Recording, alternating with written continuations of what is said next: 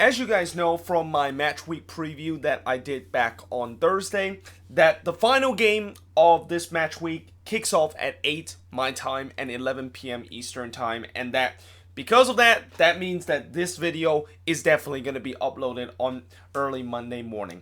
And, you know, honestly, I definitely are not happy the fact that the final game of this match week kicks off so late. And I can't imagine what FC Dallas fan would feel like, the fact that knowing they won't get to watch their favorite team play in this match week until 10 o'clock Central Time. I mean, that is just absolutely ridiculous, and that there should be a rule where in the league there shouldn't be a game kickoff that late on a Sunday evening.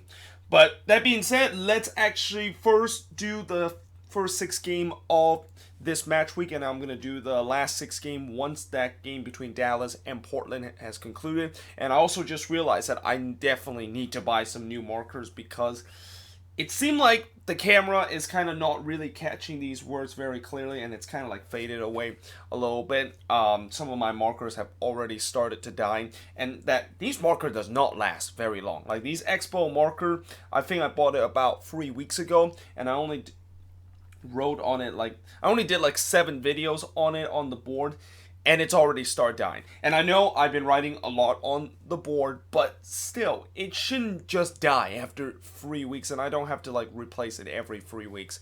But that being said, let's actually first get to the first game of this match week.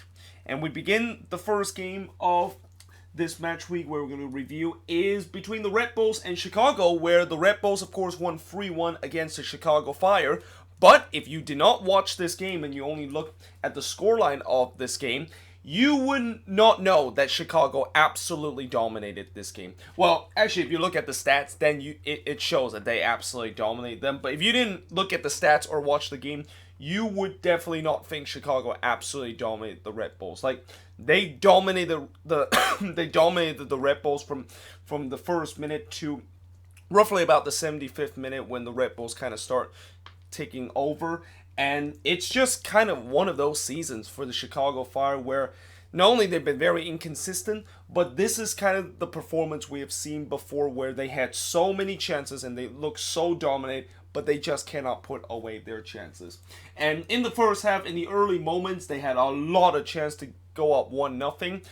But in the 7th minute, Kaku, of course, got the first goal for the Red Bulls, and this was a self-inflicted wound for the Chicago Fire, where, you know, the goalkeeper, you could say that he probably should definitely do a better job in terms of dealing that back pass. I mean, it wasn't a good back pass from Schweinsteiger, but you would think that he should have done a little bit better in terms of gathering to it and then just kind of like kick it upfield, but he didn't. He mistouched that one. Kaku basically took it away, and he basically slotted it into the empty net, and that is got to be a very painful way to go down 1-0, and just a self-inflicted wounds from the Chicago Fire at that point. But to be fair, the Fire, they didn't really capitulate after that, and they actually responded very well, continued to kind of dominate like they were in the first 5 minutes. Frankowski, of course, hits the post in the 39th minute. That was probably the closest that they came from scoring that first goal.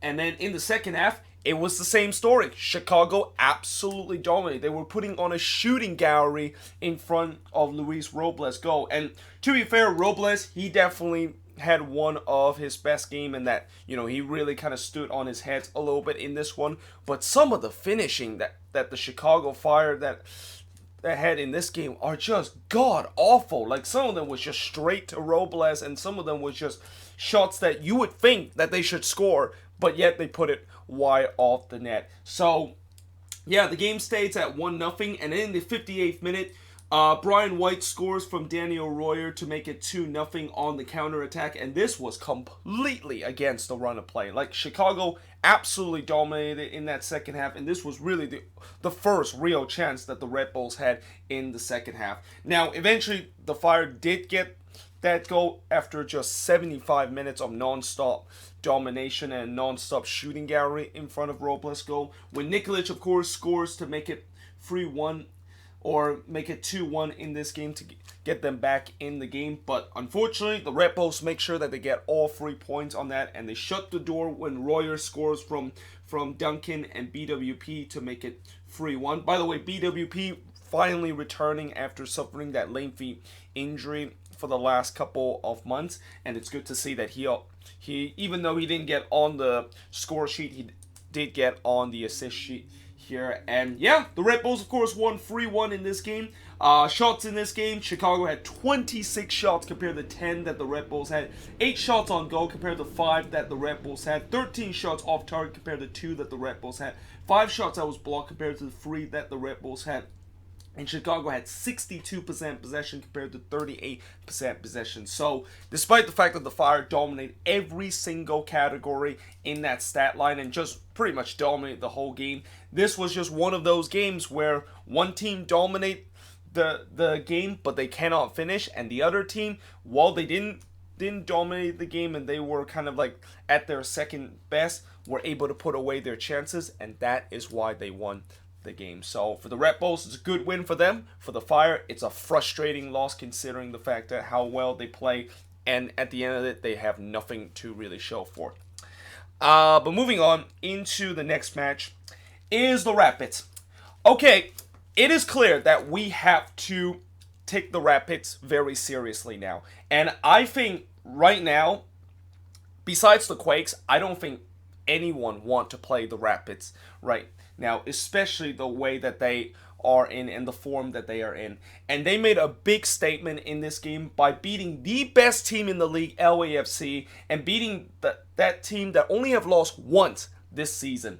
But in the first half, LAFC, of course, struggled to break down Colorado low block defense. You know, Colorado, we knew that coming into this game, they were just trying to defend, and hopefully they can kind of somehow get on LAFC on the counter attack, or maybe score on a set piece opportunity, which is, I think, Colorado probably had the most set pieces goals in the league right now, because it seemed like every single week I always see whenever the Rapids score a goal, it's always come from a set piece, and that is exactly what happened in the only goal of this game when Danny Wilson scores from Price. This one was coming off of a corner. Wilson basically headed in, and besides the fact that I think they have the most set piece goals, but I also think that they probably have the most goal coming from a corner. Like, it is incredible how dangerous Colorado is on the set piece, and once again in this game they show it by getting the only goal in this game.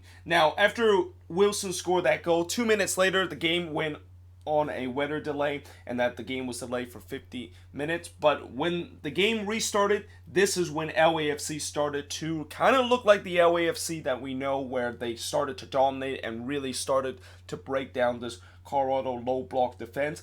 But to the credit of the Rapids, they hold firm. Tim Howard in this game come up big a couple of times and almost kind of turned back the clock from a couple of years ago when he was one of the best American goalkeeper that we ever had. And you know, the Rapids defense, there's been a couple of times where guys were just making last ditch challenge and making wonderful interception, and in the end the Rapids hold on to win 1-0 and hand LAFC only their second loss this season.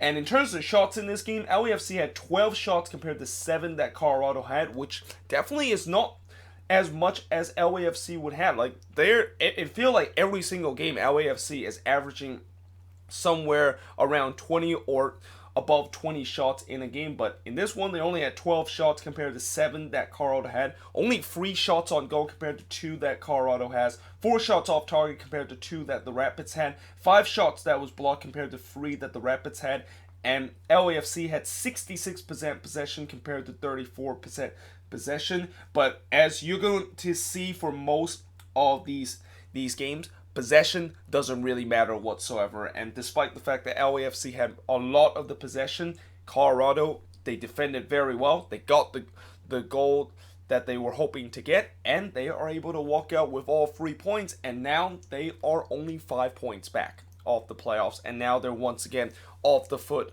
of the Western Conference. And as for LAFC, you know, obviously it's a frustrating loss, but having said that, I think, you know, since this is like their 5th game in 15 days, it might have kind of took a little bit of a toll on this team with the way that they have been playing so much. And every team's gonna have one of these games. Like even the best team in the league is going to have one of these games where nothing kind of just went right for them. I mean, we saw earlier this season against Vancouver where nothing just kind of come off for LAFC, and I think this game was kind of similar to that Vancouver game where Colorado, they did a good job defending against LAFC, and LAFC, it was just one of those days that they just cannot really quite get things going. So I'm not that concerned about LAFC after this loss. I think they are still the team to beat, and a team that on another day they can definitely win this game and definitely be one of the best, if not the best team in the league. But you gotta say that the Rapids right now, they are for real as it gets. Like this team, like I said, besides the Quakes, I don't think anybody want to play the Rapids right now. And it will be interesting to see when the Quakes and the Rapids play each other, and that if both of these teams are going to continue to sustain the run that they have. Oh boy, that matchup between both of those teams on July 27th, which is next month, is going to be a heck of a matchup. And who would have thought that a Quakes versus Rapids matchup would be actually amazing, considering the fact that a year ago, both of these teams were in the bottom of the Western Conference. But moving on into the next match is Cincinnati. Oh boy, Cincinnati. And, I hate to say this every single week about FC Cincinnati, but it just gets worse and worse for FC Cincinnati every single week. And in this game, they got absolutely destroyed by Minnesota. And you know how I said in the preview that I thought this was going to be a low-scoring game? Yeah, so much for a low-scoring game, isn't it, right? Minnesota absolutely destroyed Cincinnati in this game, as I said. And really, I think they pretty much, this game, they just basically took out their frustration in terms of unable to finish in the last couple of games and just basically rain down goals at Allianz Field. And the goal fest began in the first half, 18 minutes in, when Opara scores to make it 1-0 in favor of Minnesota. Although, one thing I did not wrote on the board, and something that I think it's going to always be forgotten, is that about 5 minutes earlier to this Ike Opara goal, FC Cincinnati actually hit the post, and I forgot who exactly hit the poster, but they actually had a chance to go up 1-0 in this game, but unfortunately, 5 minutes later, as I said, Opara scores the first of what would be 7 goals that Minnesota would put in the back of the FC Cincinnati net. Then 5 minutes later, Hassan Dotson scores from Gregish to make it 2-0 in favor of Minnesota. At the half-hour mark, Finley will add a third for Minnesota from Quintero and Rodriguez. Then Rodriguez will score his own goal from Quintero to make it 4-0 in favor of Minnesota at that point. And at that point, I knew this game was over. Like, this game was over by the half-hour mark with the way that Minnesota just completely toyed with FC Cincinnati in this game. And FC Cincinnati, or not FC Cincinnati, but Minnesota actually had like 6 different goal scorers in this game. But you're going to realize that the guy that they rely most in terms of scoring goals did not score a goal in this game. And that guy would be Darwin Quintero, who didn't actually score a goal and wasn't one of the 6 goal scorers that scored for Minnesota. Although Quintero did have 2 assists in this game. So I guess even though it was pretty disappointed that he didn't get on the board, at least he contributed in this game, and he definitely did contribute in some of the goals that Minnesota scored in this one. In the second half, FC Cincinnati did get a consolation from Ledesma and Mane. That's the first goal that Ledesma has scored in MLS, but unfortunately his team would concede more goals in the second half when Opara scores his second goal from a header from Gregus to make it 5-1 in favor of Minnesota.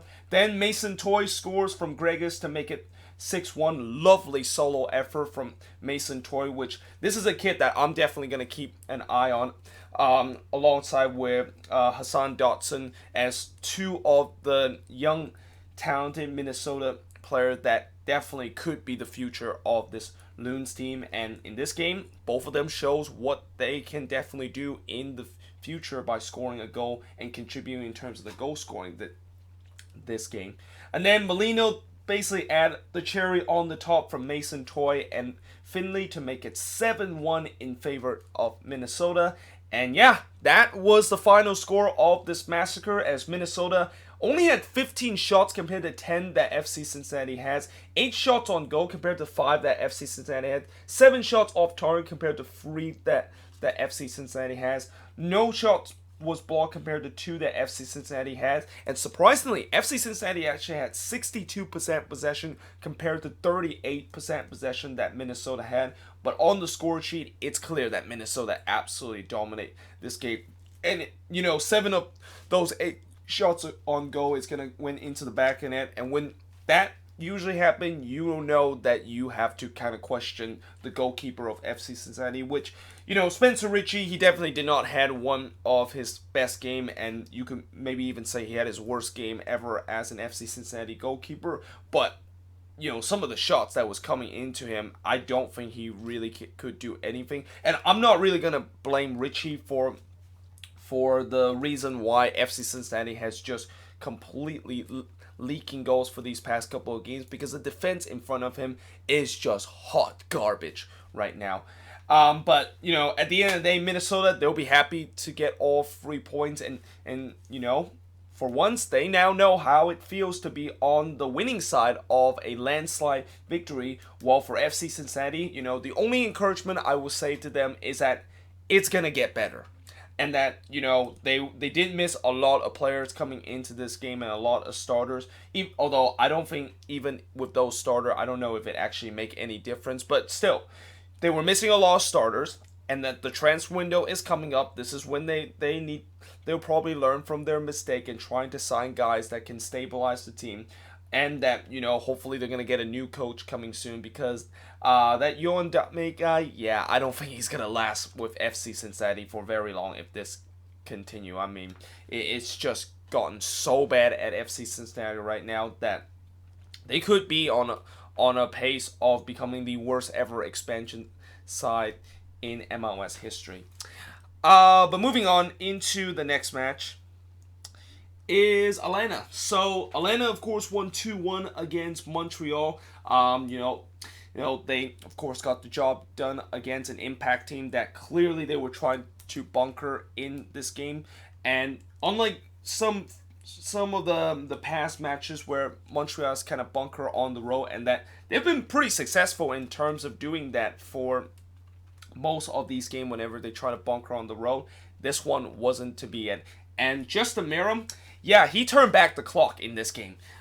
He scored an absolute beauty of a goal from about 35 yards out from Pity Martinez. And depending on if that Rooney goal during the midweek is going to count as the one that's going to be for the player of the week, or the Okwanko kind of 360 no-scope kind of goal is going to count as a candidate of the player of, or not the player of the week, but the goal of the week this week, yeah, this one would definitely be right up there as the goal of the week. This was just an absolute amazing shot from Justin Meram, and he would then contribute more in the second half. But before that, Dallo scores from Nivello, and originally I thought Dallo was in an offside position, because as Nivello shot this one that went wide, and Dallo basically took a stab at it to redirect it into the back of the net, I thought for sure that was in an offside position. But it looked like there was 2 Atlanta defenders in that near post that kept him on. So, it's a good call there by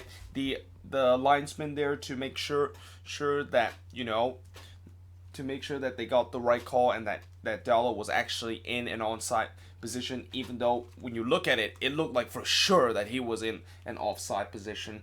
So at that point, it was 1-1, and I think at that point, Montreal will be very happy that they got the equalizer, and that they can bunker down throughout the entire of the game to just preserve a point out of Mercedes-Benz Stadium. But unfortunately, that would not be the case, and this is where I go back to talk about Justin Meram just kind of turning back the clock and scoring the winning goal from Breck Shea and LGP to give give Atlanta a 2-1 victory in this game.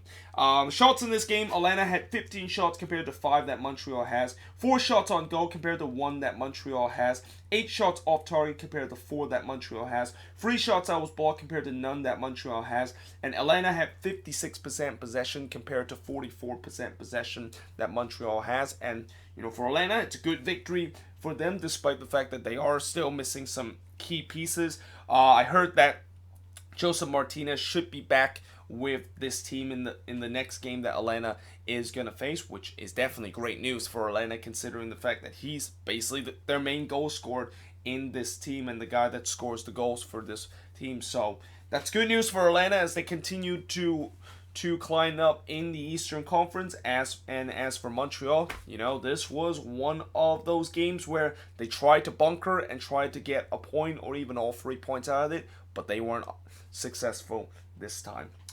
But moving on into the next match is probably the most controversial game of this week. And there was definitely a couple of games that was controversial, which I of course will get to when we get to when I review the last 6 games of this week. But this game was very controversial because there was 2 penalty that was given, and it was very questionable, to say the least.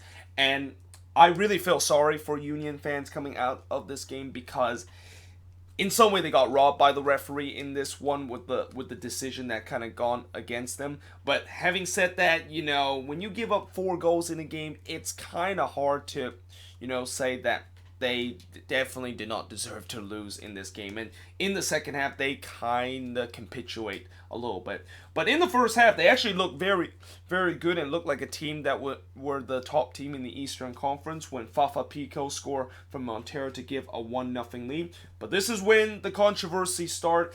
And it started in the 23rd minute when Maxi Morales puts away a penalty, and that Castellanos, of course, won a penalty. But when you look at it closely, it's pretty clear that Castellano dived there.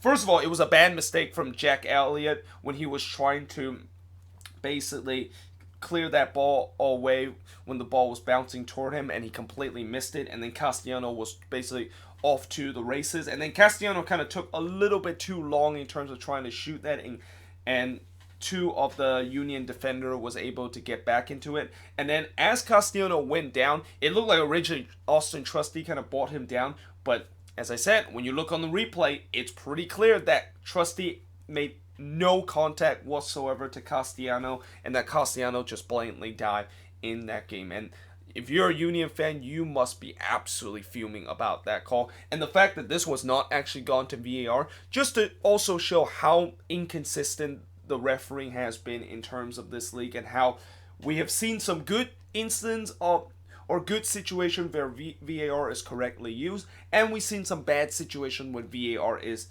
being used or not being used, and that this is an example of that. How in the world did this not go to VAR? I have no idea. But Morales, of course, puts the penalty away to give the equalizer for NYCFC. Although the Union, they went up.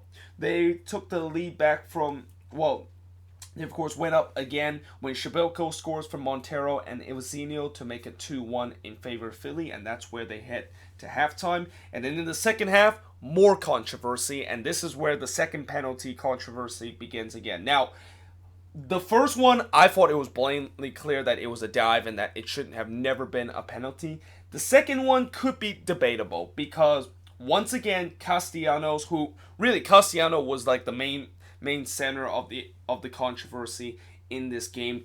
And when Bedoya kind of trying to make a shoulder-to-shoulder challenge, and he kind of hit him a little bit toward the upper part of his body, but Castellano basically just he went down, but he kind of went down in a very theoretical way where he basically just kind of swing his head up, almost like he just got shot or something like that. And I think the referee probably saw that as a way that maybe Bedoya kind of elbowed Castellano, which no way he actually elbowed him. Like, if you look at closely, it was just a clean shoulder-to-shoulder challenge. Even though it was kind of like near the neck area, it definitely did not look like he elbowed him whatsoever. And they didn't even give a yellow card to Bedoya too, so that's also makes me wonder, well, if you're going to call that a penalty and you think that he of course elbowed him, then why in the world did you not give a yellow card in that instant? And if he does give that yellow card, it would have been wrong too, because when you look on the replay, it's clear that Badura did not elbow Castellanos, but it's more like Castellanos kind of sold the foul and kind of convinced the referee that, hey, he did got elbow and that he did went down in a very kind of theoretical fashion. So yeah, the penalty of course was given. Morales of course puts it away. At this point, Union fans are probably screaming their heads off of the referee and saying that that's like the worst referee that has ever ref an MLS game. And then 21 minutes later, Castellanos would scores from Morales, and this is when NYCFC really kind of dominate. Philly, I think they were still very angry about the controversial penalty, and that they should not be tied at 2-2, and that they should be leading 2-0 in that point, and that they kind of lost a little bit of a concentration in the second half, because NYCFC really kind of took control of the second half. And as I said, Castellanos scores from Morales to give NYCFC the lead for the first time. Then they double that lead when Castellanos once again scores from Morales to make it 4-2 in that game, and that is the final score of this one. Shots in this game, NYCFC had 17 shots compared to 7 that Philly has, 9 shots on goal compared to 2 that the Union has, 3 shots off target compared to 4 that the Union has, 5 shots that was blocked compared to 1 that the Union has, and NYCFC had 59% possession compared to 41% possession. So, like I said, I understand Union fans, you're absolutely upset about this game, and you have every right to be upset with the refereeing decision that goes against you. But, overall, NYCFC was able to take advantage of that, and in the end, they get all 3 points in this game, and they're started to climb up the table. And right now, it's hard to believe, but NYCFC have actually the least amount of losses in the season, and that after LAFC, of course, lost their second game of the season, they're the only team right now to only have 1 loss so far this season.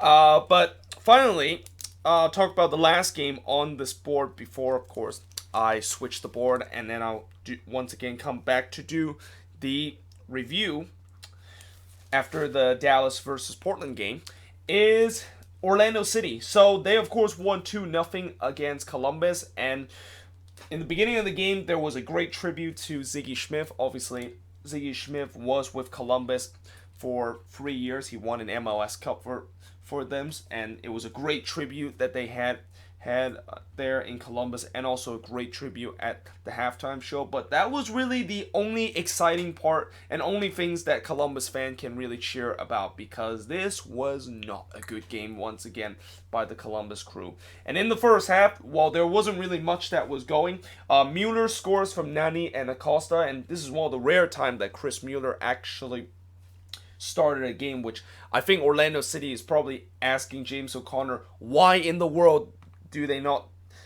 does he decide to not start Mueller in games more often? Because this kid definitely has talent, and he's definitely has the difference maker that Orlando City really needed in terms of the goal scoring department.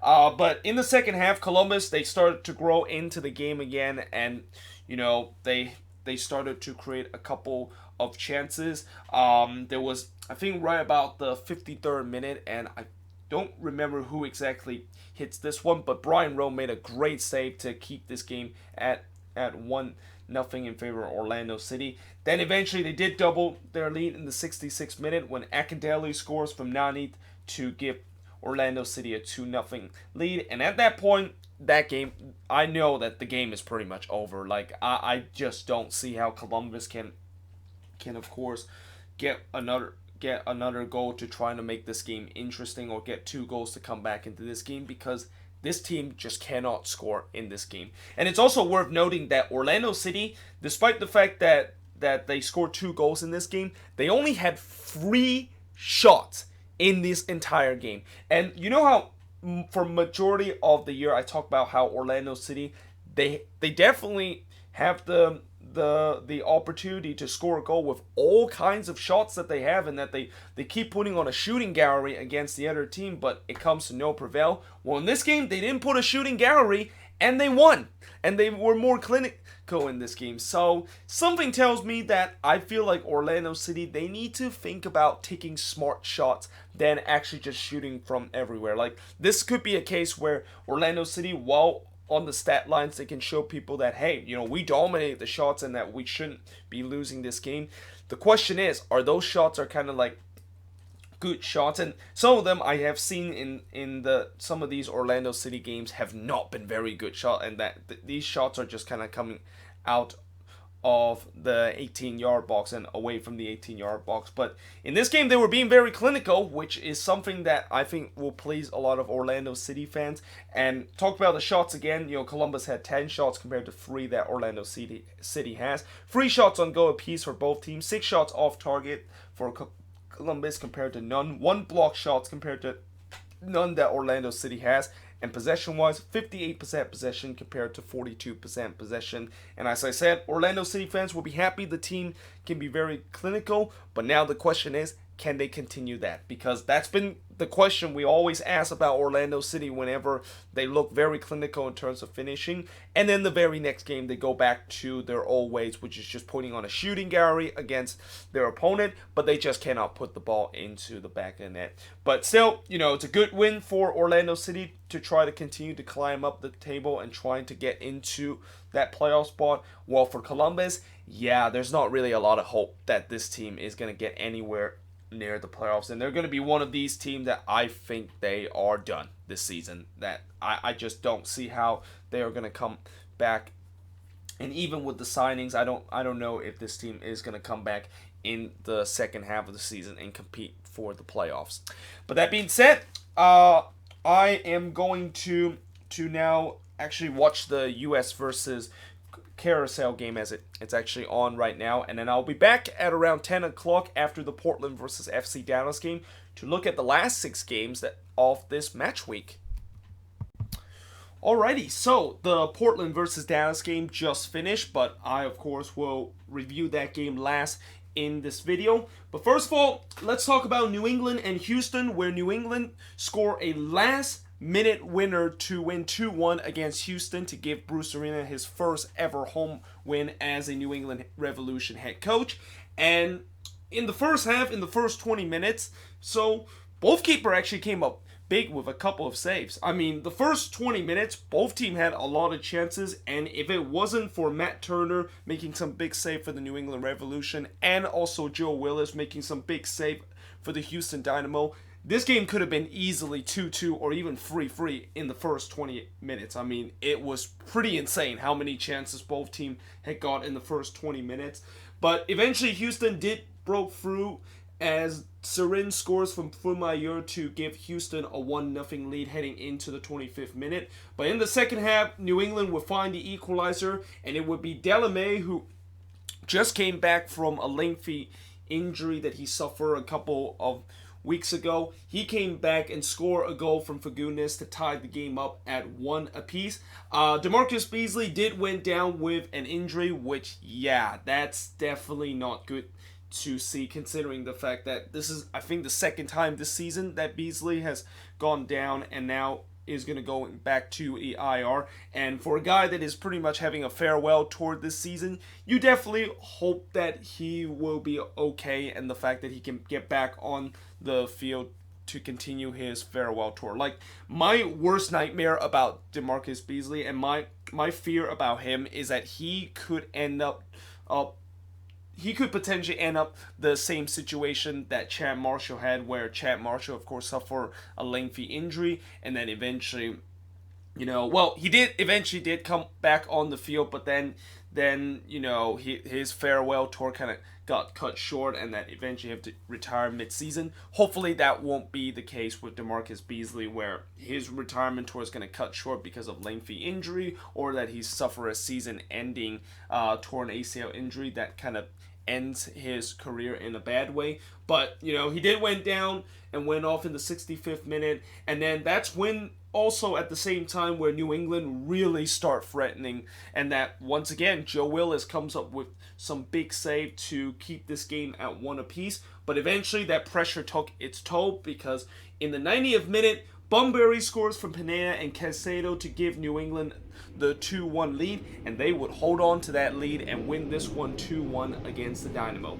Shots in this game, the Revs had 21 shots compared to 8 that Houston had, 7 shots on goal compared to 6 that Houston had, 9 shots off target compared to 2 that Houston had, 8 shots that was blocked compared to none that the Dynamo had, and possession-wise, 52% possession compared to 48% possession Houston has. So, for the Revs, this is a good win for them, and the fact that they are now continue to be going on a row and continue to rise up the table. Yeah, this team is definitely looking very promising, and you got to give a lot of credit to Bruce Arena, who, coming to this team, start to sort out this team and get a couple of wins already in the bank. It won't take very long that if New England continue this performance that they will find themselves above the red line. And as for Houston, yeah, I really fear for Houston in terms of them being the team that could be dropping out of the playoff race. And I think as much as I kind of praise on the fact that they started well in the beginning of the season, you got to also think that they had a very cupcake kind of start to their season, playing easy opponent at home, and that we know Houston is a team that can win at home, but when they go on the road, that's when they really struggle. And right now, since now they started to have more road games than they at home, yeah, they are starting to be find out that they are not really actually a good team, and that they are quickly falling out of that playoffs race. I mean, if you're a Western Conference team, if you do have a part of the season where you struggle or you have a dip in form, it doesn't take a lot for you to go below the red line, because the Western Conference is very competitive right now, and pretty much all the teams that is fighting for those playoff spots are, if they win, then of course it's a good thing because they keep up with other teams, but if you lose, then you would be the big loser of that week, because other team, of course, won during that week. That means you, of course, drop further down and potentially slip out of that playoff spot, and that's what the Dynamo is finding themselves in right now. And another team that is kind of also started to find themselves slipping down the table. In fact, I would say both teams are started to finding themselves kind of slip down the table, is DC and TFC. And I guarantee you that both of these teams would not be happy with this 1-1 result. And even though DC, of course, did score a late equalizer and that Wayne Rooney once again bailed them out in this game, they will not be happy. The fact that this is now probably the sixth game in 7 that they have only scored 1 goal. And how many times that I said about this DC team being a team that definitely have a lot of good attacking pieces, but yet they can't score any goals right now. Like, it is a big mystery of the fact that why in the world this team is struggling to score goals when they clearly have the attacking pieces to be one of the most entertaining team in the league. Now, in this game, TFC, of course, got off to a good start with De Leon scoring for Larea. Originally, I thought this was offside. I thought De Leon was in an offside position, and all the DC player was raising their hand, asking for the linesman to say it was offside, and it was darn close of how De Leon was literally right around the, pretty much right at the same kind of line as the last DC defender, and he just able to stay on side to, of course, score that goal. And I also love the fact that De Leon did not celebrate during that time. Like, I know some people will say, well, why does he not celebrate a goal, even though he's a former DC player, and the fact that, now you're with your new team, you don't really need to worry about that. No, it's there's a reason why players usually never celebrate against their former team. And, De Leon, obviously, DC drafted this guy and developed him. I think it's only fair the fact that he, of course, not celebrate against his own team that basically drafted him and developed him, even though it turns out that same team also dumped him later on in the season. Well, not later on the season, but just last season, that is. But yeah, at that point it was a 1-0 lead for TFC. They tried to get the second goal later on in the first half and also in the second half. They couldn't quite do it, but at the same time DC was really start to threatening, and just as TFC thought that they did just enough to hold on to this 1-0 lead, In the 88th minute, that's when DC, of course, won a penalty. And originally, this was not called a penalty when I believe, who was it? Aquino, no, I think that's his name, brought down Brian. It looked like originally it was not going to be a penalty and the referee didn't really call it. But when they look at VAR, it was clear that Aquino brought down Brian in that situation. The penalty, of course, was given. Rooney, of course, makes no mistake and buries that penalty, and that gives the equalizer for DC, and that's how we end in this game, as both of these teams ended in a 1-1 draw. And in terms of shots in this game, it's also dead even at 12 apiece. 4 shots on goal compared to 5 that TFC had. 7 shots off target compared to 3 that TFC had. 4 shots that was blocked compared to 1 that DC had. Possession-wise, 57% possession compared to 43% possession. But like I said, both of these teams are not going to be happy with this result, because for DC, the struggle continue in terms of goal scoring and the fact that they drop points at home. And the fact that, don't look now, but they are getting closer and like, if they keep having these kind of performance, they are going to get closer and closer, dropping down the table and potentially even slip out of the red line, because the teams that is behind them, the Red Bulls, Atlanta, and NYCFC, they are just red hot right now. So yeah, for DC, this is definitely not very good. And the same goes with TFC. They had a chance to get 3 points in this game, and they blew it late in this game. And they are still just dangling above the red line right now. And if these performances kind of continue, then I have a feeling TFC could also find themselves below the red line. But that being said, moving on into the next game is RSL. So they, of course, got a 2-0 win against their hated rival, Sporting KC. And the only reason why I say they won against their hated rivals because RSL and SKC, they used to have this very long kind of hated rivalry a couple of years ago. Nowadays, it's not as much because both of these teams, one of these teams are not very good, or the other team is very, very bad. And in this situation, both of these teams are not really having the best of the season. But one thing for sure that RSL have been having a good season is at Rio Tinto Stadium, which is a place that they tends to win a lot. And again, in this game, they beat Sporting KC in this one. And in the first half, Johnson, of course, scores to give RSL the lead from Beckerman and Krylak. And then he scored again from Krylak and Rusnak. And it looks like Krylak was about to hit this shot, but then literally Johnson kind of stood in his way and basically kind of just shoot the ball before Krylak has a chance to shoot that. So in some way, Sam Johnson kind of stole DeMar Krylak goal there, but I don't think Krylak would really care, or the fact that he's angry that Johnson, of course, stole his goal, because his team is now up 2-0 at this point. Now, in the second half, both teams started to look to try to get the next goal. SKC was trying to look to get a goal to get back into this game, while RSL looking to try to get to 3-0 to pretty much wrapped up all 3 points in this game. And it looked like they got that third goal in the 84th minute when Krylak, of course, scored that goal to give RSL a 3-0 lead.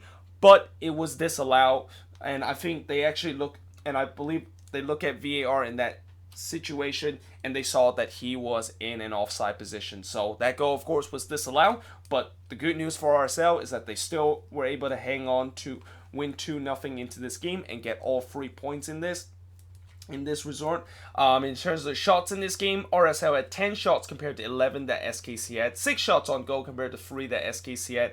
3 shots off target compared to 4 that SKC had. 1 shot that was blocked compared to 4 that SKC had. Possession-wise, 54% possession compared to 46% possession that RSL had. So RSL, they continue to keep pace with the team that is above them in the red line and gain some spot to some of the teams that did lose this weekend. And I believe they actually gained some points on Houston, who is now in that danger zone of 7th place in the Western Conference, and I believe they're only like 2 points behind Houston. And judging by the way that Houston has been playing, if RSL can, win their home games and maybe can improve their road form, then they should be able to be above the red line. But that is a big maybe because of how inconsistent they have been this season. And then every time when RSL go on the road, it's an automatic loss for them of how they just have not done very well on the road right now.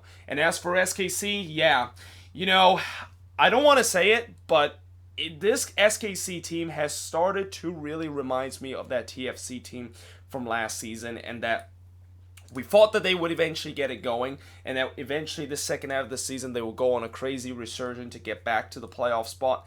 And now with them keep getting losses, even heading into July now and about to head to the second half of the season, it makes me a little bit nervous that we are seeing a TFC situation again, but this time it's going to be on Sporting KC where, they could definitely be on verge of maybe even missing the playoffs. Now, the good news for Sporting KC is they're not that far out of the playoff spot, and that, the Western Conference this season, not only it's been very good, but even the team at the bottom of the table, which is where SKC is not really that far out in terms of getting a playoff spot. Like, I feel like this year, the Western Conference, there isn't really a bad team in the Western Conference this year, and that's what makes it really kind of tough to get into the playoffs this season, and that those 7 spot is going to really be a dogfight in terms of each of these Western Conference teams to get it. Well, actually, I won't say those 7 spots. I'll probably say those 6 spots will be a dogfight, because I'm pretty sure LAFC will be the one that will emerge out of the Western Conference, and most likely is going to be the first one to clinch playoff spots this season. But the other 6 spot is definitely up for grabs, and it's going to be a really interesting dogfight heading into the second half of the season. But moving on into the next match. Now, one of those teams that is potentially going to be fighting for those 6 spots in the playoffs in the Western Conference is the Quakes. And I'll tell you what, this team is fun to watch. And I don't think I have ever said those kind of words to a San Jose Earthquakes team ever since I become a fan of this team back in 2013. Like, every single season that I have seen this team play ever since I become a fan of them back in 2013 is either watching them play some of the most boring and negative soccer that I've ever seen before, or they just try to play some entertaining soccer, but they suck at it, and as a result, the defense just basically opened a gaping hole, and that it was so frustrating to see that, because while they were still scoring goals, they were also leaking a ton of goals. And that, of course, pretty much just described what happened last season with the Quakes. But this season, under Almeida, not only we have, as I mentioned, we have an identity in our team for the first time in a long time, but this team is probably one of the most funnest team to watch and one of the most entertaining team to watch week in and week out.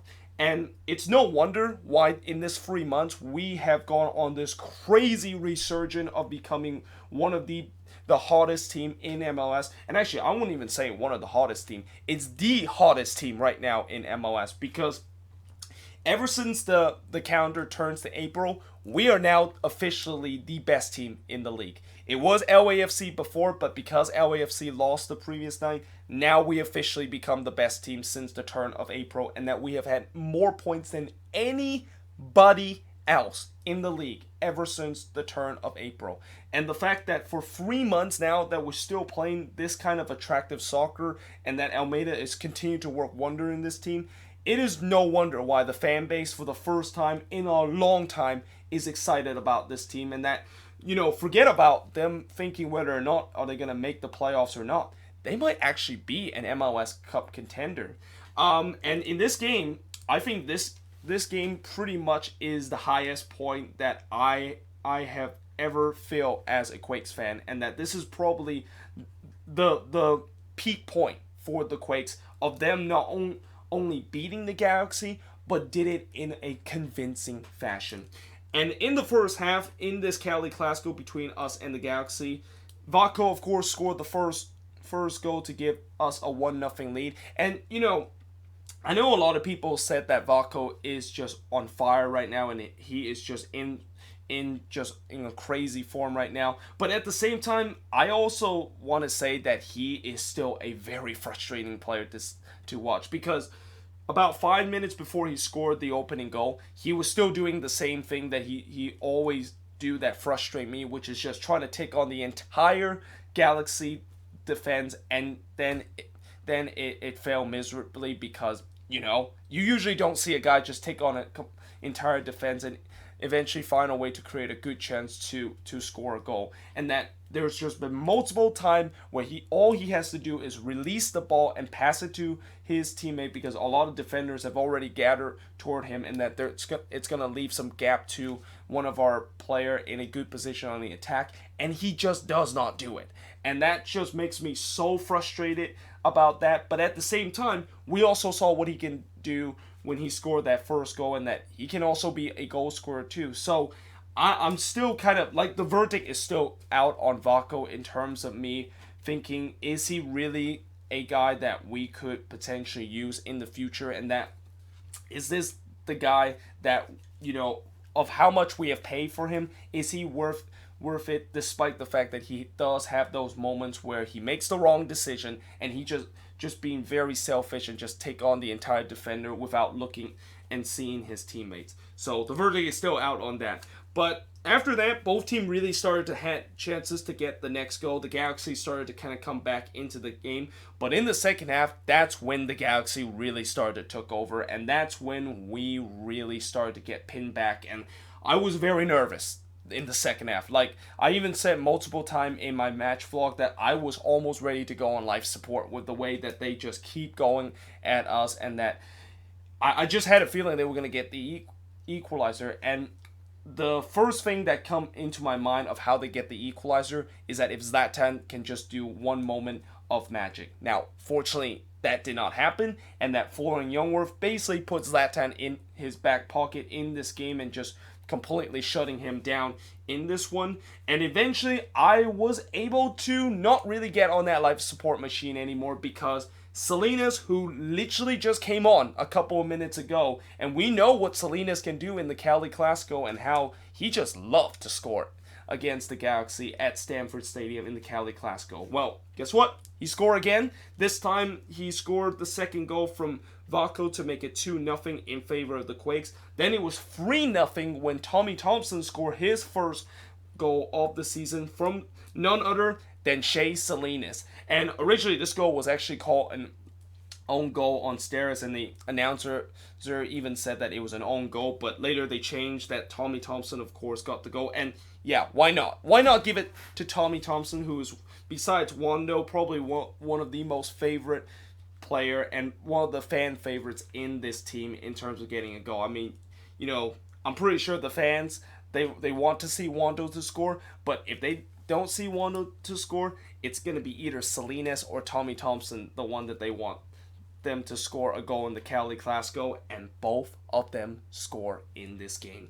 Now that, of course, before the end of the game, it looked like we made it 4-0, but Vako looked like he scored his second goal of the game, but unfortunately, the linesman said it was offside. And when I look on the replay of that, boy, it was very close. The fact that Vako was in an offside position, maybe even an inch apart from him being onside. At the end of the day, that goal really doesn't matter, other than the fact that it just adds another exclamation mark, and that it just pretty much shows that we absolutely dominated against the Galaxy in this game, and that in the end, we win this one 3-0 against the Galaxy. And in terms of the shots in this game, we had 26 shots compared to 10 that the Galaxy had, 9 shots on goal compared to 6 that the Galaxy had, 8 shots off target compared to 4 that the Galaxy had, 8 shots that was blocked compared to 6 that the Galaxy had, and possession-wise, 53% possession compared to 47% possession, which was relatively close.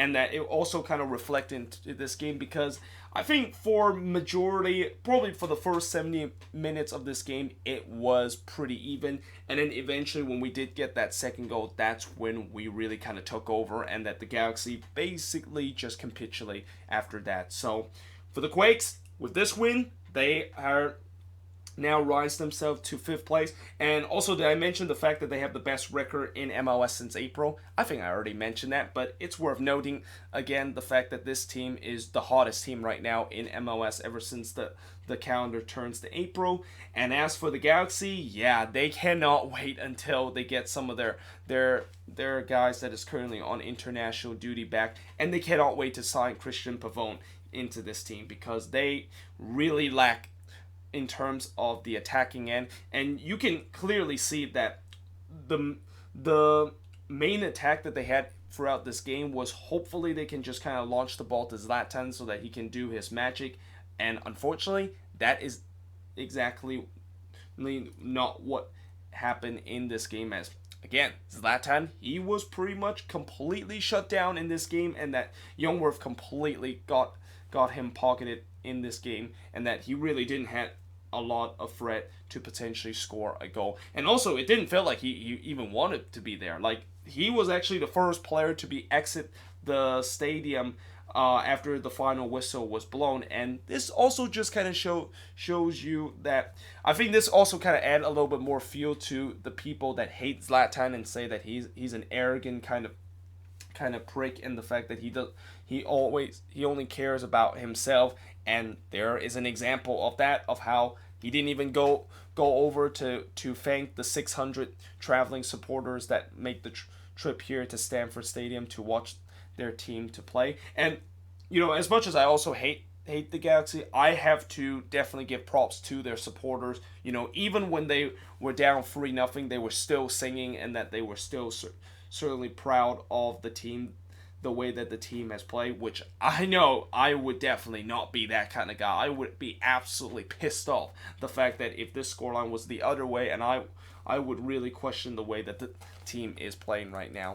But that being said, moving on into the next game is the Sounders. So the Sounders, of course, they win against the Whitecaps in this game. They win it by a final score of 1-0. And there was controversy in this game. Now, in the first half, that's not where the controversy began, because in the first half, I probably should have put a ZZZZZZZ mark, because there wasn't really much that had happened. I mean, well, the Sounders did had a couple of half chances in the first half to score a goal, but it didn't felt like anybody was going to get the opening goal. And if you actually even watch the highlights on MLSsoccer.com and on their YouTube channel, they literally just skipped the first half because nothing really happened in the first half. Now the second half, that's when things really happened, and that's when there was controversy, because in the 59th minute, Lavia scored an absolute golazo from about 39 yards out, and this is the same kid that they said that he could be the next best thing, and that he could potentially be kind of like the next Chad Marshall in this team, and that he scored an absolute banger from about 40 yards out, and that would have been just an amazing goal to get his debut as a Seattle Sounders player.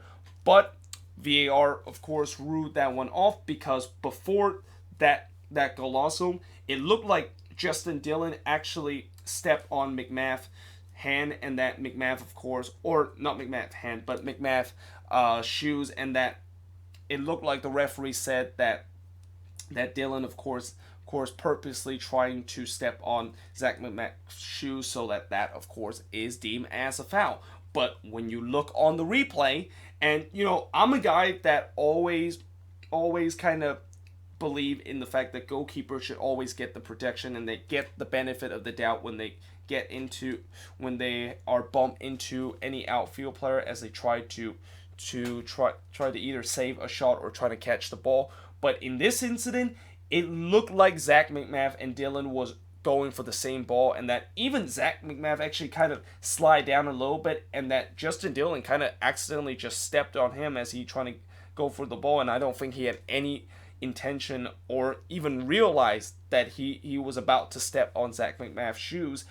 But apparently VAR and the referee that looks at it didn't think that was the case. It was called back, and I'm pretty sure that really frustrated a lot of Sounders fans. And even the broadcast for the Sounders was very confusing, that confused the fact that the goal was being called back and that they were convinced that that should have been allowed. And I definitely agree the fact that it should have probably been allowed because, again, Justin Dillon and Zach McMath going for the same ball, and that Zach McMath kind of slide down a little bit, and that Dillon unfortunately stepped on his shoe. And even though McMath was down on the ground and there was no goalkeeper there, like even in that happened, either just stop the play at that incident because the goalkeeper is down, or just continue play and let that goal stand, because it is just such an unfortunate situation where we could have probably see a candidate for player of the week, but now it's going to be probably forgotten because the goal, of course, was called back. So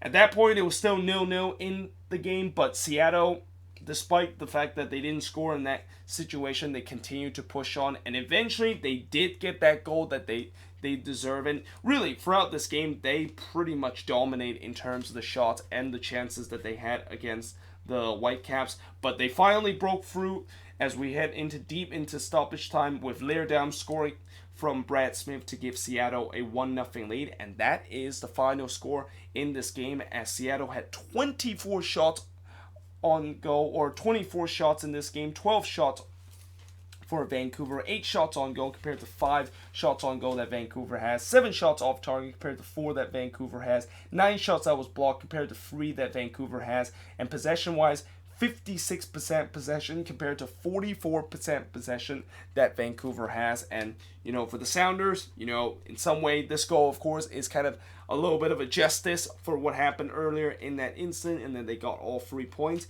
And for the Whitecaps, they almost got away with one, and they almost was able to hold on to get all 3 points, or not get all 3 points, but get a point out of this game.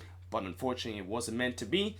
They weren't able to hang on, and that, they'll definitely be very frustrated the fact that they, of course, lost this game at the very last minute, and that, the Whitecaps, of course, they're going to have to try to move on from that, and that, as I mentioned with Houston, of the fact that, if you lose a game and you're in that playoff hunt, it makes that loss hurts even more, considering the fact that the other teams have pretty much make up some ground over you or extend the lead over you because they, of course, win their game. And in this situation, Vancouver basically lost ground because other team, of course, won their game, and that their playoff hope is started to kind of dwindle a little bit as this team is unable to get wins in these last couple of games.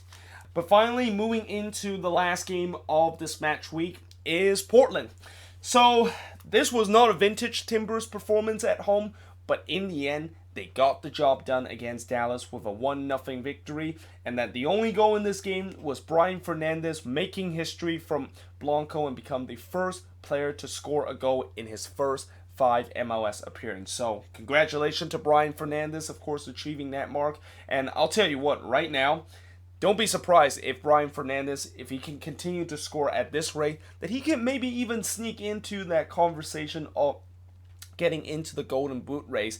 And the fact that he actually got a late start out of anybody in that Golden Boot race, and that he could still be in contention late in the season, just to show you how good this guy is. And that right now, with the way that he's been playing with the Timbers, that $10 million that they pay him, it seemed very, very cheap. The way that they have paid. I mean, I know $10 million is still a very expensive price in MLS, but when you are scoring a goal every single game for your team and contributing with your team and contribute to a goal to get them all 3 points, you are definitely going to be worth more than $10 million, and that $10 million price tag definitely felt very, very small. But, in the second half, Portland did kind of had to held on to a little bit, and this is where I, of course, talk about why this wasn't a very vintage performance, because Dallas really threatened Portland in this game. And if it wasn't for the stingy defense that Portland had, featuring Diego Chara being Diego Chara and intercepting some key passes that could have sparked a big chance for Dallas, or just basically taking the ball away from Dallas in key spot. And also, not to mention the other defender in this team, guys like Mabiola also have a very, very good presence in this game in terms of stopping any attack that Dallas could had a chance to score goals, this game would have been a whole lot different. And it also could have been a whole lot different if Dallas could have just put their chances away. Like, I think their best chance in this game came right about the 74th minute mark when Ferreira was literally 8 yards out and he was all alone in the box. And how in the world was he not only unable to hit that one off on goal, but also not even been able to hit on target, and just kind of hits it over the bar is just beyond me. Like, I have no idea how in the world is that not 1-1, and how in the world did Dallas not get the equalizer. And yeah, at the end of the day, that has to be very frustrating for Dallas, who, you know, after what happened in the last game, and this is why I said in the preview that last game really hurts, because now they have to play against Portland, a team that just do not lose at home. Something tells me that this could be a loss. And with the way that they play in this game, which I didn't think they played too badly in this game, despite the fact that some of their fans think that this was one of the worst performances that Dallas has played. The only reason why they just could not be able to get anything out of this game is that their finishing let them down big time in this game.